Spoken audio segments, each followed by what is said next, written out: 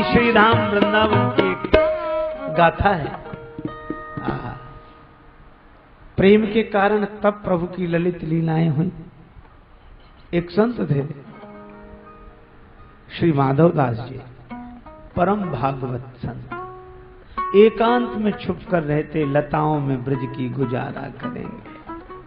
राधा कृष्ण राधा कृष्ण राधा कृष्ण राधा कृष्ण, यही कीर्तन बस।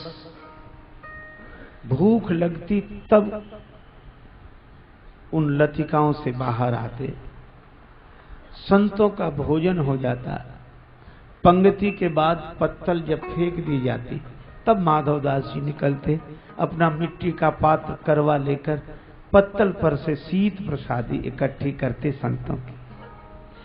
संतों की शीत प्रसादी इकट्ठी करते। मोहन और मोहन मस्तों के दिल का मिलता कुछ राज नहीं। संतों की शीत प्रसादी इकट्ठी करते, आश्चर्य, उसी से भगवान का भोग लगाते और फिर स्वयं प्रसाद पाते। नित्य का यही नियम। विधि निषेध से परे इस प्रेम की दशा की महिमा तो भगवान ही समझ सकते हैं। एक दिन भजन रस में डूबे रहे, देर हो गई।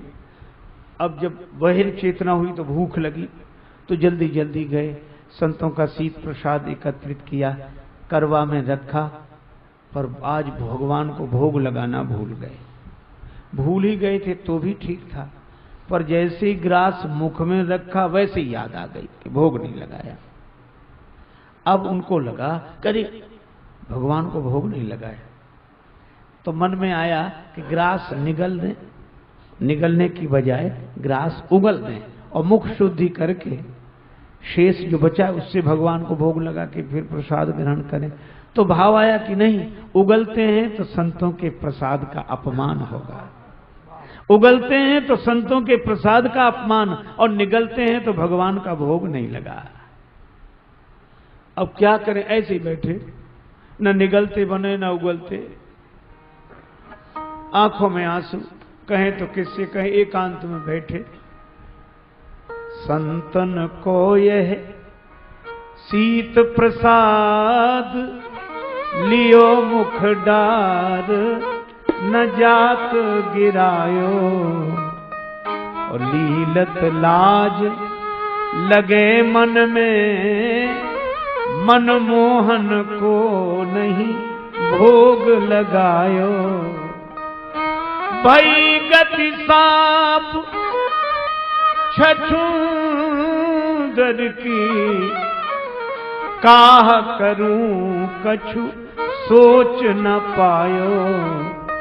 बीत गयो वह बार बिनीत, गई रजनी दिन दूसरो आयो। दिन भर बैठे रहे, रोते रहे, मुख में ग्रास, न निगले न उगले।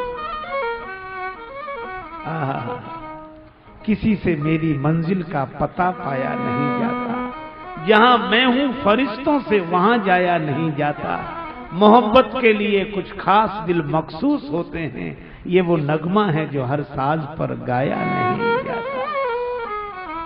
दिन भर बैठे रहे, रात भर बैठे रहे, रोते रहे, लेकिन इखलाक में जो दब जाए वो जेर नहीं होता, और ताकत पे जो इतराए वो शेर नहीं होता। और दरबार इलाही से मायूस न होए बंदे, देर तो होती है मगर अंधेर नहीं होता। दिन भर बैठे रहे, रात भर बैठे रहे, रोते रहे, सवेरा हुआ,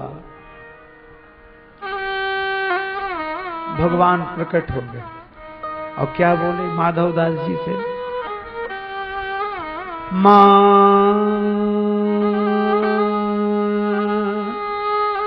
माधव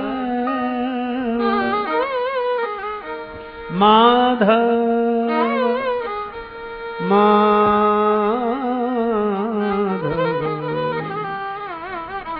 पास तुम्हारे